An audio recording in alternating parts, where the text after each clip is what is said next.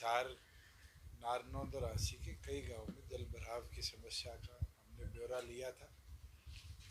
उसके अंदर 30 लाख रुपए तो उसी दिन मेरी डिस्क्रिशन से पाइपलाइन परचेज के लिए आ गए थे और 1 करोड़ रुपए एडिशनल आज सुबह स्टेट ने मंजूरी दे दी है और 2 दिन के अंदर एडिशनल पाइपलाइन और पंप्स 15,000 मीटर पाइप और पंप्स हिसार में आ जाएंगे, जिससे जो एक्सेस वाटर आज किसानों के खेत में खड़ा है उसको जल्द से जल्द ड्रेन आउट किया जाएगा। उसके एडिशनली कल 5 अगस्त से प्रदेश भर में गिरदावरी शुरू हो रही है।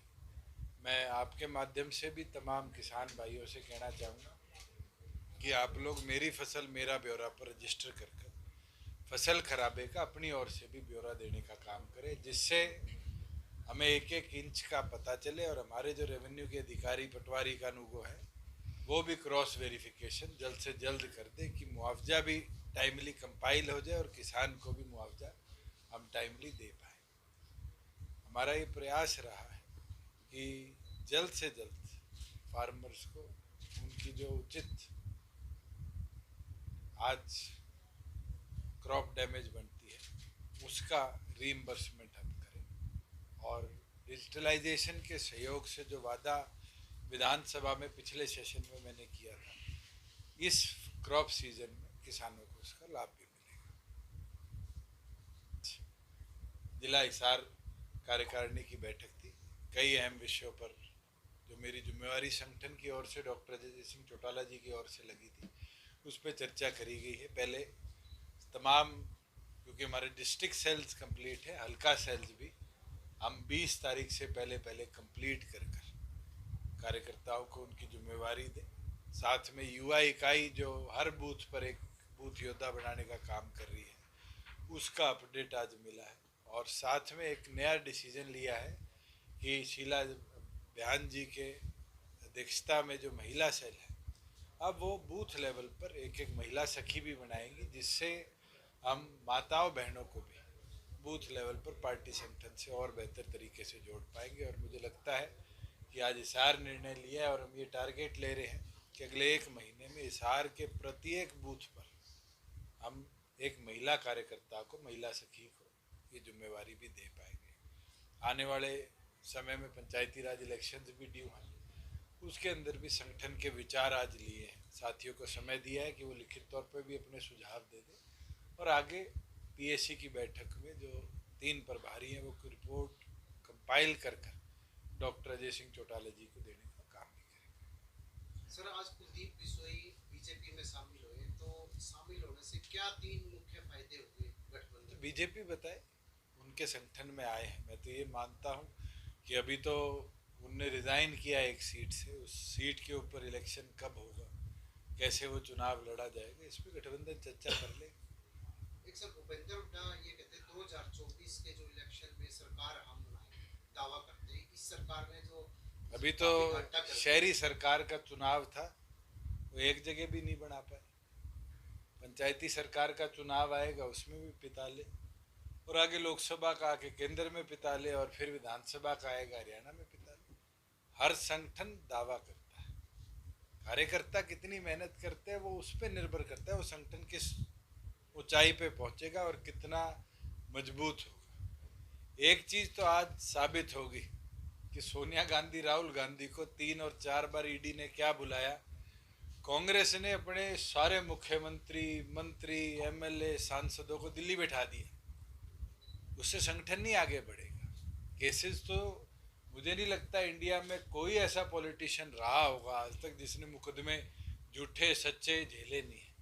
मगर ये जो घबराहट है ये कांग्रेस के अंत को दिखा रही है। और मैं ये मानता हूँ 24 में सरकार बनाना तो बहुत दूर की बात है, कांग्रेस को बचाना ही उनके लिए एक चैलेंज हो जाएगा। सर, कुलदीप जैसे अभी शामिल हुए, कहीं ऐसा तो नहीं कि आपके प्रतिद्वंदी तैयार कर रहे हैं बीजेपी पर? ना तो मैं कभी घबराया ना आगे घबराऊं।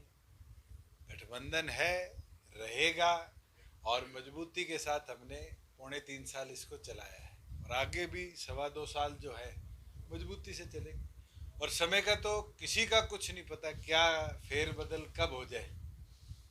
और हम अपने संगठन में काम कर रहे हैं, भारतीय जनता पार्टी अपने संगठन में काम कर रही है। संगठन अलग लेवल पे चलता है, सरकार अलग लेवल पे चलती है। और मुझे लगता है कि महत्वपूर्ण है हर पॉलिटिकल पार्टी के लिए कि वो अपने संगठन को मजबूत कर कर विधायक सांसद बनाए, और फिर विधायक सांसद उस पार्टी की आवाज को मजबूत कर कर सरकार चलाए। हाँ सर, मुख्यमंत्री जी ने भी ये कहा है कि कुलदीप बिश्नोई शामिल हुए तो हमारा कड़ुम्बा मजबूत हुआ। बिल्कुल, तो आप कैसे, एक और एक 11 होता ही है, कोई भी जुड़ता आप है। अपनी पार्टी को और कैसे मजबूत करेंगे?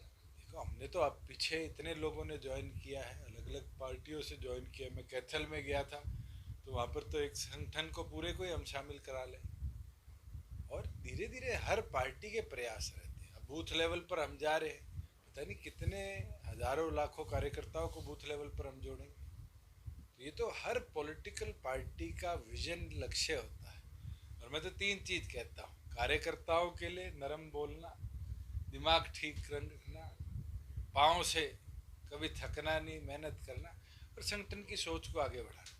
अगर ये 4 चीज हमारा कार्यकर्ता करता रहेगा तो कोई भी संगठन कभी पीछे नहीं हटेगा और मजबूत होकर आगे बढ़ेगा। जैसे कि चुनाव के समय किसानों से, जैसे आप किसान के लिए हित की बात करते, किसान की नई नई योजनाएं लेने की बात करते थे, तो आपको लगता है कि इस समय आप लोग जो किसान की उम्मीदों पर खरे उतर पा रहे हैं? जितना बदलाव पिछले 3.25 सालों में हरियाणा प्रदेश में किसानों के हित के लिए लिया गया है, इतना आज तक के इतिहास में नहीं लिया गया।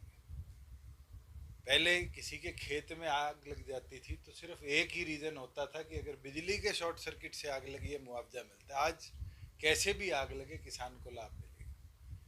किसान मंडी में गेहूं लेके, जीरी लेके, बाजरा लेके जाता था, 3-3, 4-4 दिन उसको ट्राली पे सोना पड़ता था। पिछले 2 साल में बताओ किसान को एक रात भी सोना पड़ा। और तो और 1-1, 2-2 महीने तक तो DFSCs ही बिल क्लियर नहीं करते थे पेमेंट्स का। 4-4 महीने बाद आड़ती से पेमेंट आती थी। 72 घंटे से पहले किसान के खाते में पूरी पेमेंट आती है। और प्राउडली कहता हूँ, लेट होती है तो उसको इंटरेस्ट भी हम देते हैं। आज क्राइसिस खाद के आए, बीज के आए, आपने देखा होगा कैसे इमीडिएटली हमने उसको रिजॉल्व करवाया, चाहे हमें केंद्र के साथ जाके लड़ाई लड़नी पड़ी। और चाहे अब मेरे को नई चीज़ पता चली है, किसी का मकान ओवर रेनफॉल के कारण ग्रस्त हो जाता है, आज तक पूरे देश में कहीं प्रोविज़न नहीं है कि किसान को उसकी भी कोई भरपाई हो। सिर्फ इन केस कि वो फ्लड डिक्लेयर हो जाए तब मुआवजा मिलता है। मगर मैं वादा करता हूँ कि अगले 1 महीने में जो प्रोविजंस बनाने पड़ेंगे कानूनी तौर पे हम करेंगे। एक लिमिट चाहे हम दे पाए, पूरा ना दे पाए, मगर उस लिमिट तक हर उस गरीब आदमी को जो ओवर रेनफॉल के कारण आज अपने आवास में नहीं घुस पा रहा, उसको उसका मुआवजा देंगे। जैसे आपने कहा कि उम्मीद से ज्यादा बारिश होगी, हमारी तैयारियां नहीं थी, भविष्य में इस तरह की ना हो, प्रॉब्लम ना आए, उसके लिए किस तरह के कदम रहेंगे आप लोगों के? राज राजी रहे, राम का क्या बता सकते हो, राजी है नहीं है। आज के दिन तो जिस तरह की बारिश है, बहुत से ऐसे क्षेत्र है हरियाणा के जो तो उम्मीद कर रहे हैं बाढ़ आ जाए, हमारा वाटर लेवल ही उठ जाए। और बहुत से ऐसे एरियाज है जो कह रहे हैं बूंद भी ना बरसे कि पानी उतर जाए।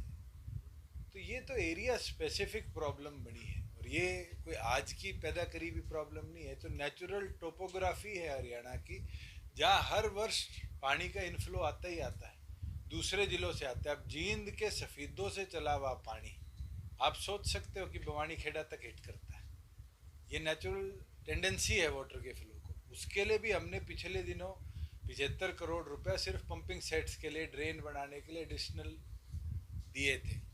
फ्लड एंड ड्रॉट के अंदर 450 करोड़ रुपया स्टेट बजट में हमने मंजूर किया। अगले साल जरूरत पड़ेगा 1000 करने की, हम 1000 भी करेंगे। प्रोविजन बनाएंगे कि जो ताल हैं, जो लो लाइंग एरियाज हैं, वहाँ से और बेटर पंपिंग रहे, और जहाँ पुरानी मोटर्स हैं जो इस बार हमें डैमेज मिली है उनको परमानेंट रिप्लेस करें।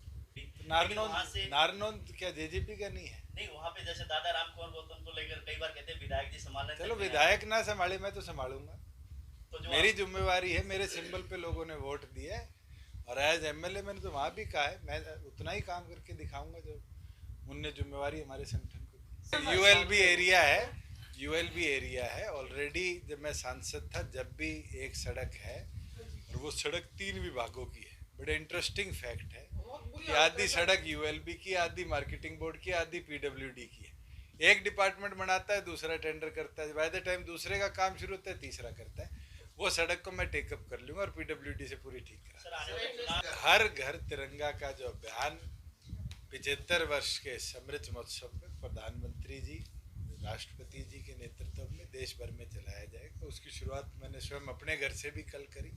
मैं आपसे भी आग्रह करता हूं कि आप भी अपने घरों में इसकी शुरुआत करें और मजबूती के साथ देश की आज़ादी के 75 वर्ष में जो जवान शहीद हुए इस 75 वर्ष में और जिन वीर स्वतंत्रता सेनानियों ने शहादत दी आज़ादी से पहले, उन सबको नमन करते हुए एक महोत्सव के तौर पे तिरंगा अभियान को चलाने का काम करें। जैसे आज कार्यकर्ता की मीटिंग में उसको अपने दिशा निर्देश दिया कि आने वाले चुनाव को लेकर जिला परिषद को लेकर तैयारी क्या निकाय चुनाव जैसे अलग अलग लड़े, ऐसा लगता है देखो ये फैसला पहले तो सिंबल पे लड़ना है नहीं लड़ना।